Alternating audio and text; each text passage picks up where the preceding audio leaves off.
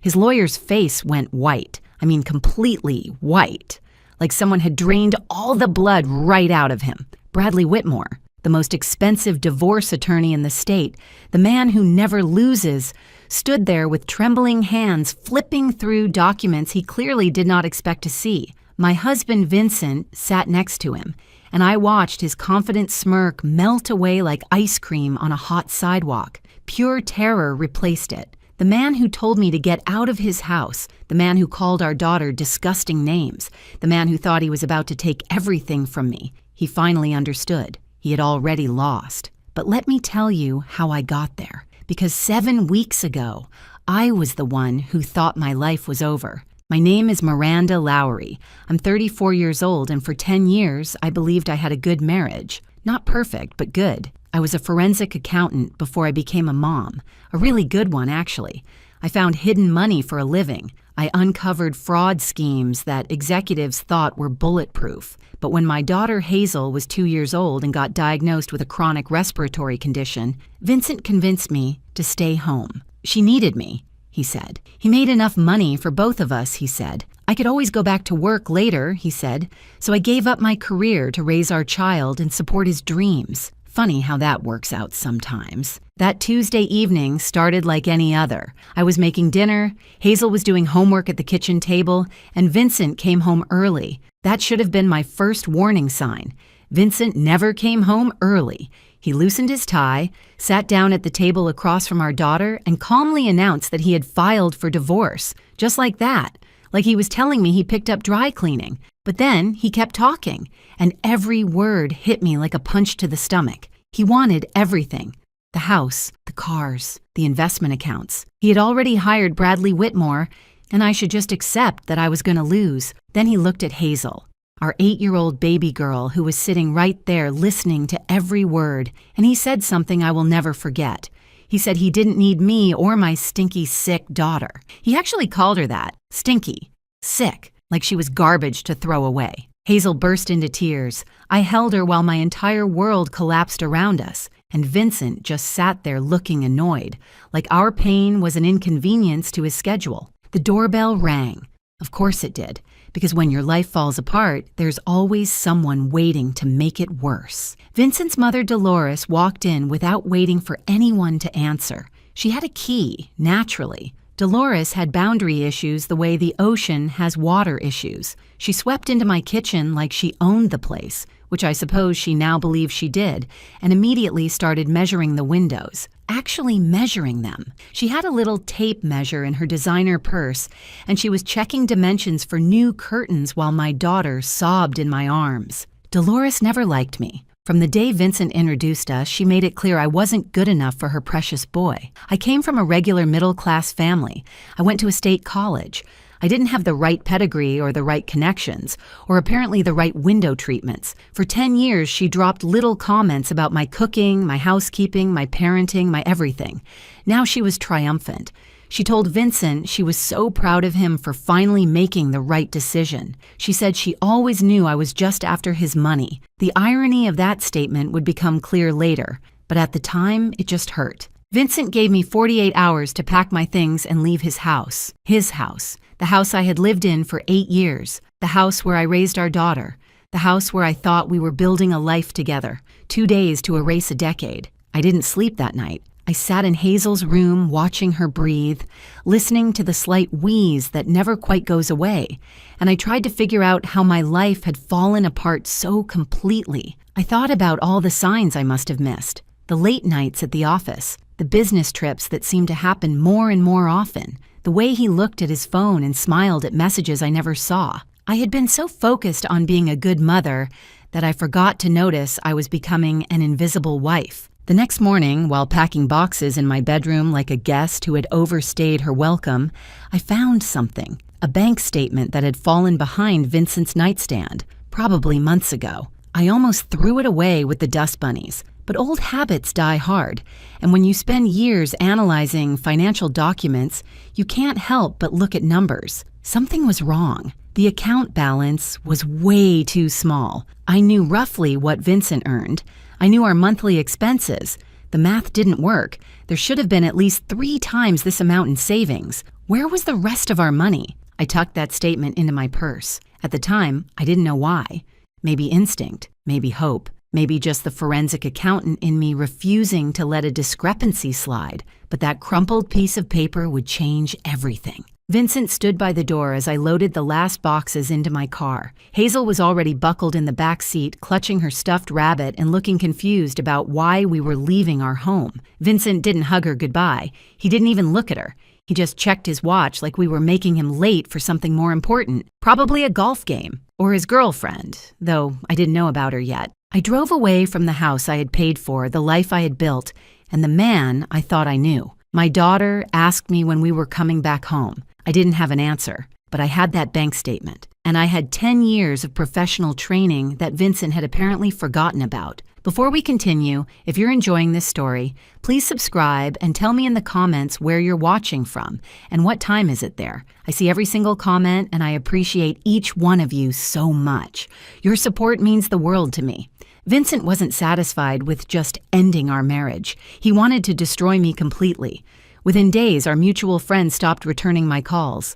One of them finally admitted why. Vincent had been telling everyone I was mentally unstable. He said I had substance abuse problems. He hinted that I might be an unfit mother. 10 years of being a devoted wife and mom, and suddenly, I was the villain of my own story. I found out later he had been building this narrative for months. Little comments at dinner parties, concerned whispers to neighbors. He was laying the groundwork for his perfect divorce before I even knew there was a problem. The man should have been a novelist instead of a real estate developer with that kind of creative fiction skills. But the worst part came in the mail 3 weeks before Vincent even filed for divorce. An explanation of benefits from our health insurance company, informing me that Hazel was no longer covered. He had removed her from his policy. My daughter, who needs regular treatments for her respiratory condition, who requires medication every single day, suddenly had no insurance. The first pharmacy bill arrived at our tiny rental apartment. I stared at the number and felt physically sick. That was more than our monthly rent for one prescription. This wasn't just about money anymore. This was about my daughter's health. Vincent was using our child as a weapon, and he didn't even have the decency to care if she got hurt in the crossfire. I think that's when something shifted inside me. Fear started turning into something else, something sharper. I met with a divorce attorney that week, a nice woman with a cluttered office and sympathetic eyes. She looked at my case, looked at Vincent's lawyer's name, and her face fell. Bradley Whitmore. She actually sighed out loud. She told me I should probably just take whatever settlement he offered because fighting Bradley Whitmore was like fighting a tsunami with an umbrella. Great. Very encouraging. I asked how much Whitmore charged per hour, and she told me. I calculated that just sneezing in that man's presence probably cost about $500. A few days later, I had to go to Vincent's office. During divorce proceedings, both parties have the legal right to request financial documents. I needed copies of tax returns and business statements. Vincent's secretary, a quiet woman named Ruth, helped me gather what I was entitled to see. She had kind eyes and a nervous habit of looking over her shoulder, but I barely noticed her that day because of what I saw through Vincent's office door. There she was, Tiffany Vance, 26 years old, blonde highlights, designer clothes draped over my husband's desk like a human decoration. She was laughing at something Vincent said, touching his arm in that way women touch men they're sleeping with. And when she saw me standing in the doorway, she smiled, not embarrassed, not apologetic, smug. She looked at me like I was already yesterday's news, and she was the shiny new tomorrow. The affair had been going on for 2 years. 2 years of lies, 2 years of business trips that weren't business trips, 2 years of late nights at the office that were very much not about work. While I was home taking care of his daughter, managing his household, supporting his career, he was building a whole separate life with someone else. I went home and made the mistake of checking social media. Tiffany's Instagram was a monument to my husband's betrayal. Photos from Paris, romantic dinners and restaurants Vincent always said were too expensive. beach vacations in places we never visited as a family, caption after caption about living her best life with #blessed and #grateful. I was grateful too. Grateful I hadn't eaten dinner yet because I definitely would have lost it. Then came Dolores's contribution to my public humiliation. She posted a long message on social media about how happy she was that her son had finally gotten rid of the gold digger who had trapped him. She wrote about how Vincent deserved better than a woman who couldn't even produce a healthy grandchild. She said my family had defective genes. She actually typed those words where everyone could see them. The comments filled with sympathy for poor Vincent and his difficult decade married to someone like me. The settlement offer arrived by certified mail. Bradley Whitmore's letterhead was very impressive, probably cost a fortune just to print. Vincent was being so generous, the letter explained. He would let me keep my personal clothing and my car, which was titled in my name anyway. Everything else went to him. The house, all investments, retirement accounts. I would receive minimum child support based on his reported income, which I already suspected was much lower than his actual income. I had 30 days to accept this offer or face the full force of his legal team in court. I sat at my kitchen table in that cramped rental apartment, listening to Hazel cough in the next room, and I felt something I hadn't felt in weeks. Not despair, not fear, clarity. Vincent had forgotten something important about me. He remembered the wife who made his dinner and raised his child and smiled at his mother's insults. He forgot the woman who used to tear apart fraudulent financial statements for a living. He forgot that before I was Miranda Carrington, the homemaker, I was Miranda Lowry, forensic accountant, and I was very, very good at my job. I pulled out that crumpled bank statement from my purse. The numbers still didn't add up, and now I was going to find out why. I hadn't used my forensic accounting skills in 6 years, but it turns out that kind of training doesn't disappear. It just waits, like a computer in sleep mode, ready to wake up when you need it. I started spreading documents across my kitchen table every night after Hazel went to bed. Bank statements, tax returns, credit card bills, anything I could legally obtain through divorce discovery, plus the records I had kept over the years because accountants are natural hoarders of paperwork. My grandmother used to say that numbers don't lie, but people use numbers to lie all the time. Finding the lies was my specialty, and Vincent had been lying for a very long time. I called my old college roommate, Patricia Holbrook.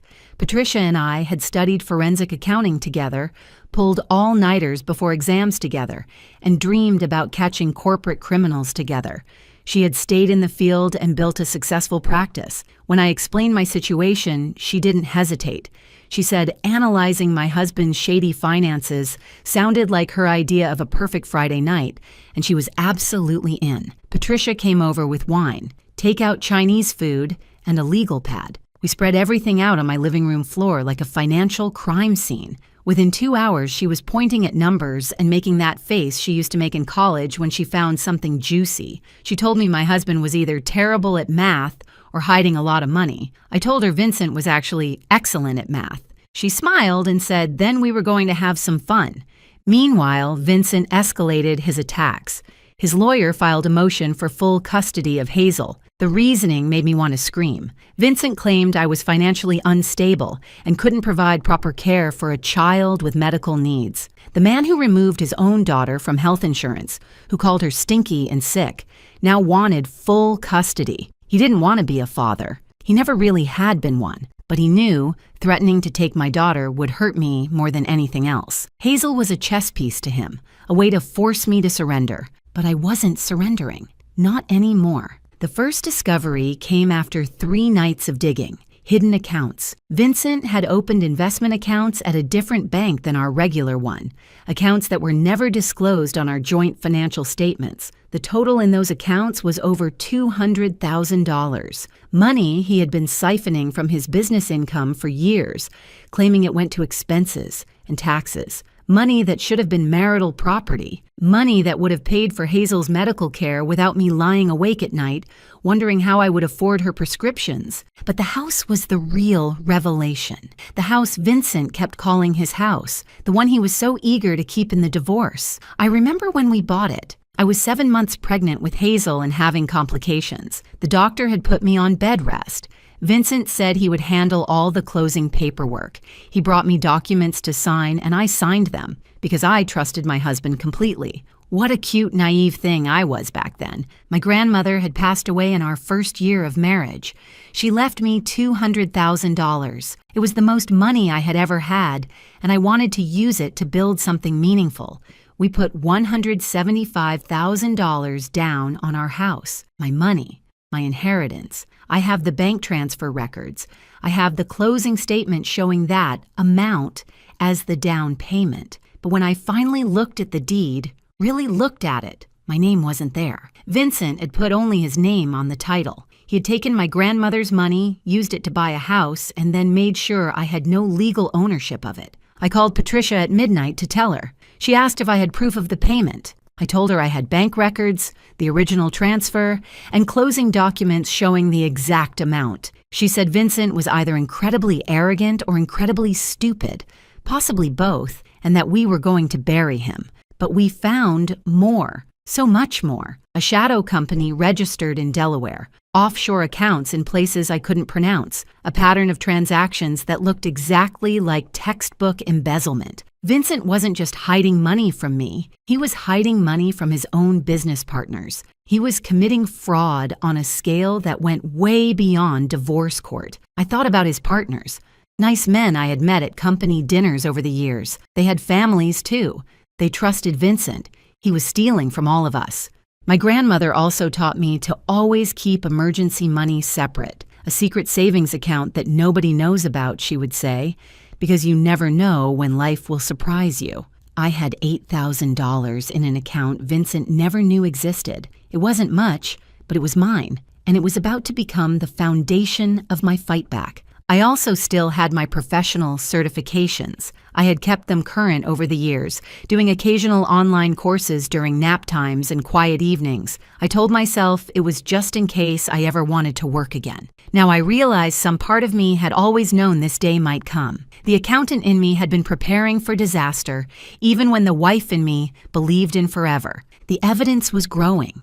The pieces were connecting. But I needed help to put it all together in a way that would hold up in court. I needed a lawyer who wasn't afraid of Bradley Whitmore. I needed someone who would see what I saw, a path to victory hidden in Vincent's own arrogance. And I found her. Her name was Camille Ortega, and she worked out of a small office above a bakery downtown. No fancy reception area, no intimidating artwork. Just a desk covered in case files, and a woman who looked at me like she already knew I was going to win. Patricia had found her through professional connections. Camille had been practicing family law for 22 years, and she had beaten Bradley Whitmore twice. He still pretended not to remember her name at bar association events, which she found absolutely delightful. I couldn't afford her normal rates. I was honest about that from the start. But Camille looked through the evidence Patricia and I had compiled, and her eyebrows went up higher and higher with each page. When she finished, she leaned back in her chair and smiled. She said she would take my case on partial contingency, a small retainer now, and a percentage of whatever we won, because we were absolutely going to win. She called Vincent's case a house of cards built on quicksand during an earthquake. I liked her immediately. Patricia's loan covered the retainer. $8,000 from my grandmother's secret fund covered initial filing fees and document preparation. My grandmother had been gone for 9 years, but she was still saving me. I think she would have appreciated the poetry of that. Camille's first instruction surprised me. She told me to act defeated, let Vincent think he had already won, cry at the right moments, seem confused by legal procedures, make his lawyers comfortable in their arrogance. The more confident they became, the sloppier they would get. And sloppiness leaves evidence. So I played the role of the overwhelmed housewife who didn't understand big, complicated legal things. When Vincent's lawyer sent intimidating letters, I responded with meek requests for more time. When Vincent himself called to gloat about his inevitable victory, I let my voice shake. He told me I should just accept his generous offer and save myself the embarrassment of losing in court. I said I was thinking about it. He laughed and said that was the smartest thing I had done in years. Meanwhile, I was building a case that would end his career. Patricia and I worked every night. We documented every hidden account. We traced every suspicious transfer. We calculated every dollar that should have been marital property, but somehow ended up in Vincent's secret portfolios. The total wasn't $200,000 anymore. When we finished counting, it was over $600,000. $600,000 hidden from our marriage, hidden from the IRS, hidden from his own business partners. My husband wasn't just a cheater. He was a criminal. The evidence about Tiffany was almost funny. Almost. Vincent had bought her a car. A very nice car that cost more than I spent on Hazel's medical care in 3 years. He bought her jewelry, including a necklace worth $4,000 that I remembered seeing on the credit card statement and asking about. He told me it was a client gift. He also rented her an apartment so they could have their private romantic getaway spot 15 minutes from our family home. The receipts for all of this were in his business expense records, which he had claimed as tax deductions. So he wasn't just cheating on his wife.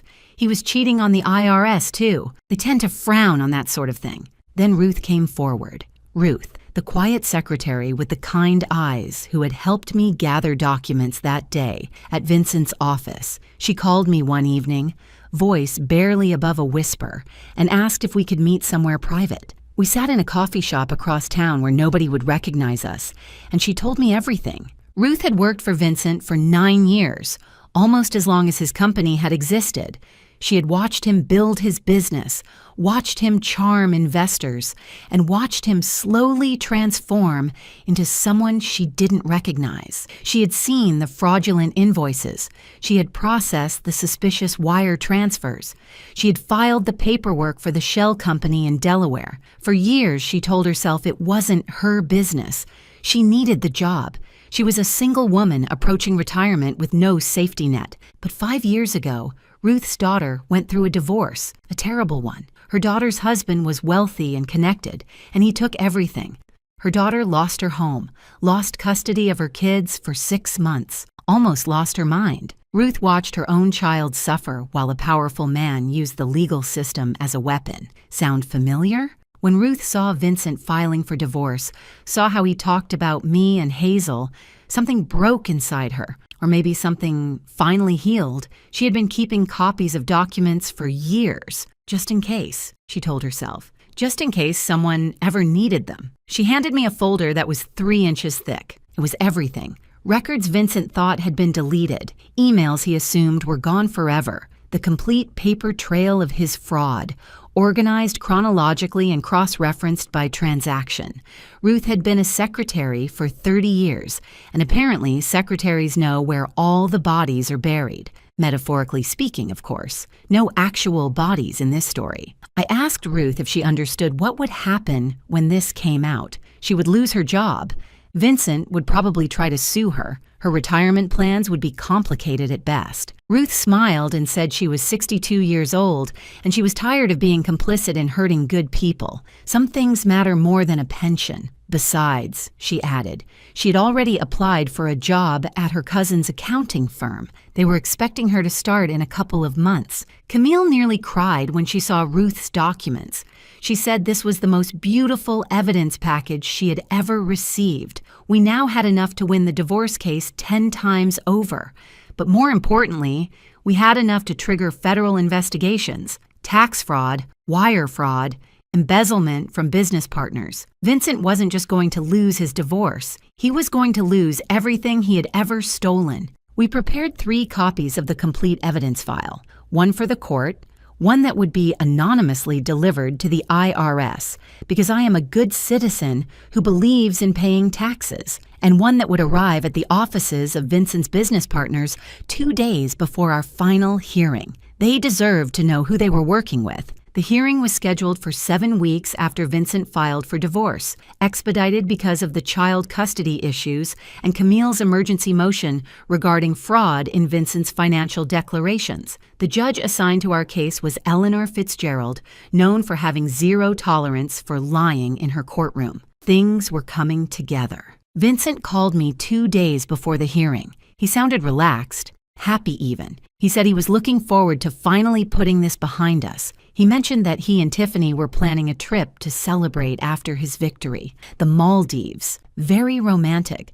Very expensive. He suggested I use my settlement money wisely since it would be the last help I ever got from him. I said I appreciated the advice. I wished him safe travels. And I hung up the phone and laughed until I cried. He had no idea. No idea at all. The courtroom was smaller than I expected. Wood paneling, fluorescent lights, the faint smell of old paper and anxiety. I had dressed carefully that morning. Professional, but not flashy. The kind of outfit that says, I am a responsible mother, not a gold digger. Camille had coached me on this.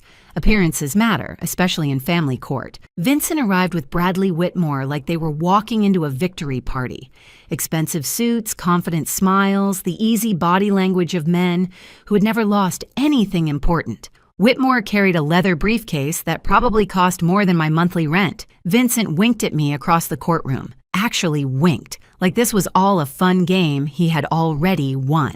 Dolores sat in the front row of the gallery, wearing a dress that screamed, "Look how wealthy and superior I am." She had a small notebook, probably planning to write down every humiliating detail of my defeat to share with her friends later. Tiffany was there too, a few rows back, checking her phone and looking bored. I wondered if she had started packing for the Maldives yet. And there, in the back of the gallery, sat 3 men I recognized from company events, Vincent's business partners. They had received their evidence packages 2 days ago. They had not told Vincent they were coming. Their faces were completely unreadable, which was somehow more terrifying than open anger. If you're still here with me, I just want to say thank you for listening to my story. If it's touching your heart, please take a second to hit that like button and maybe share this with someone who needs to hear it. Your support keeps me going, and I'm so grateful for every single one of you. Now, let me tell you what happened next. Judge Fitzgerald entered, and everyone rose. She had gray hair pulled back in a severe bun and reading glasses perched on her nose. She looked like a librarian who had seen too much nonsense in her life and had no patience left for any more. I liked her immediately. Whitmore presented Vincent's case first. He painted a picture of a successful businessman burdened by an unstable wife who had contributed nothing to their marriage. He talked about Vincent's generous settlement offer. He expressed concern for poor Hazel, who clearly needed a stable home environment that only her father could provide. He used words like erratic and financially irresponsible and pattern of concerning behavior. It was a masterful performance. Complete fiction, but masterful. Then it was Camille's turn. She started small. Simple questions about our marriage, our home, our finances. Vincent answered confidently. Yes, the house was purchased during their marriage. Yes, it was titled in his name only. No, his wife had not contributed to the purchase.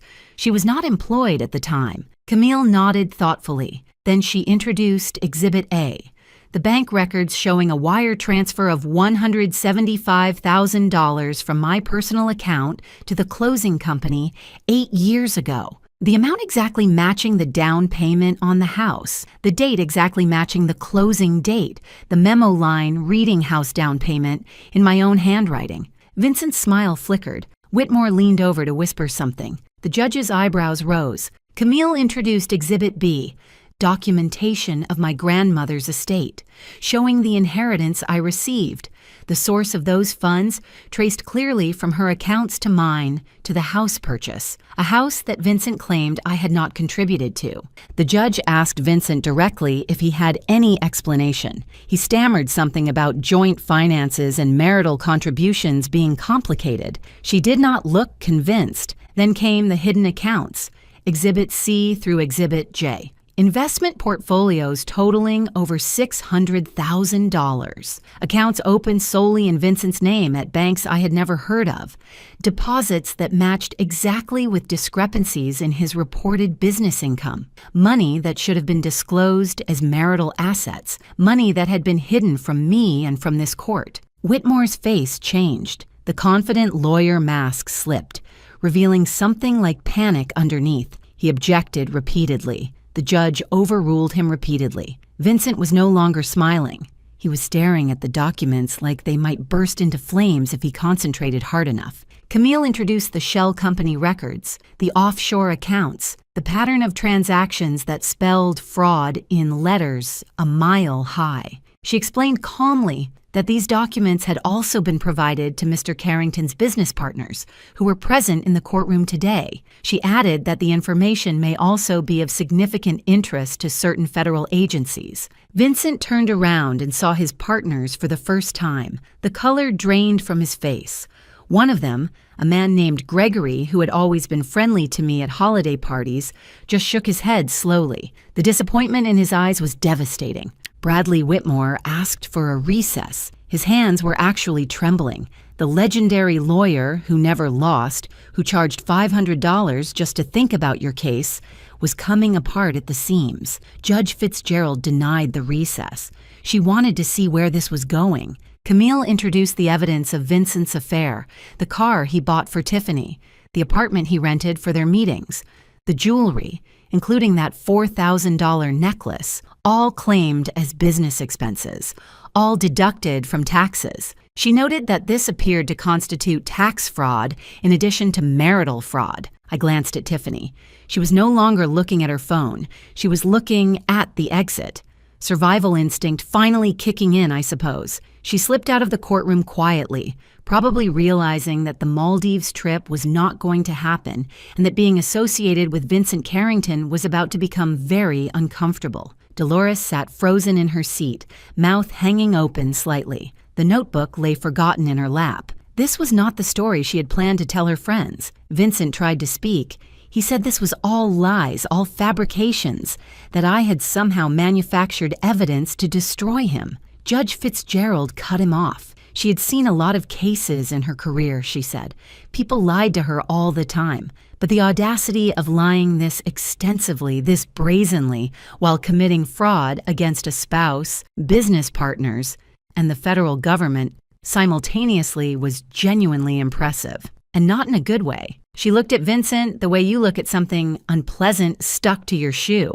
Then she looked at me, and for just a moment I saw something like respect in her eyes. Judge Fitzgerald's ruling was everything I had dreamed of and more. Full custody of Hazel to me. The house, which I had paid for with my grandmother's inheritance, transferred entirely to my name. 70% of all marital assets awarded to me due to Vincent's fraud, hidden accounts, and perjury before the court. Full child support calculated on his actual income, not the fake numbers he had reported. Medical expenses for Hazel covered completely, and Vincent was ordered to restore her health insurance immediately, retroactive to the day he had removed her. The man who said he wanted everything was about to lose everything. The man who told me to get out of his house was now legally required to get out of my house. The man who called his daughter stinky and sick would spend the next 10 years paying for her care, whether he liked it or not. But the court ruling was just the beginning of Vincent's collapse. The federal investigation started within 3 weeks. Tax fraud is not something the IRS takes lightly, especially when it's documented this thoroughly. His assets were frozen pending investigation. His passport was flagged. The Maldives would have to wait, possibly forever. His business partners filed their own lawsuit. Embezzlement from a partnership is a serious matter, and Gregory and the others were not feeling forgiving. They wanted their money back plus damages. Vincent's lawyers, plural now because Whitmore had mysteriously developed a scheduling conflict that prevented him from continuing representation, were billing hours they would probably never collect. Dolores stopped posting on social media. Her friends had seen the court documents, which were public record. The gold digger story didn't hold up well when everyone could read about her son's $600,000 in hidden accounts and his ongoing federal investigation. I heard through mutual acquaintances that she had taken down all her posts about the divorce and was telling people she had always had concerns about Vincent's character. Some things never change. Tiffany disappeared from Vincent's life approximately 45 minutes after the court ruling. The apartment he had rented for her was in his name, and with his assets frozen, rent was no longer being paid. The car was repossessed 2 weeks later. I don't know where she went, and I found that I genuinely did not care. She was a symptom, not the disease. Vincent had plenty of problems that had nothing to do with her. Ruth retired on schedule. She sent me a card congratulating me on my victory, with a pressed flower from her garden tucked inside. She wrote that her daughter had cried happy tears reading about the case, and that sometimes justice really does win. I framed that card. It sits on my desk at my new job. Because yes, I went back to work. It turns out that forensic accountants who can uncover massive fraud schemes are in high demand. Patricia recommended me to several firms, and I had 3 job offers within a month. I chose the one with the best health insurance and the most flexible schedule for a single mom. My skills had been sleeping for 6 years, but they woke up ready to work. Hazel and I moved back into our house. I let her pick new colors for her bedroom, and she chose purple with silver stars. We adopted a cat from the shelter because Hazel had always wanted one, and Vincent had always said no. She named him Biscuit, and he sleeps at the foot of her bed every night. Her breathing is better now. Regular treatment, proper medication, a stable home where she feels safe and loved. She still asks about her father sometimes. I tell her the truth in age-appropriate ways. He made some bad choices. He has to deal with the consequences. We will be okay. Last month, I ran into Vincent at the grocery store. He looked smaller somehow, diminished. The expensive suit was gone, replaced by wrinkled khakis and a shirt that needed ironing. He saw me and opened his mouth like he wanted to say something, but no words came out. I walked past him without stopping. I had nothing left to say to him. Some people think being quiet means being weak. Some people confuse patience with surrender. And some people really should pay more attention to their wife's career history before trying to steal everything she has. My grandmother used to tell me that the universe has a long memory and a good sense of timing. I didn't always believe her. But sitting in my kitchen now, watching Hazel play with Biscuit in the backyard of the home I fought for, I think maybe she was right. Justice doesn't always come fast, but when it comes complete. Thank you so much for watching. More of my most gripping stories are already on your screen. Click one now and don't miss the best part. You will love it. See you in the next story.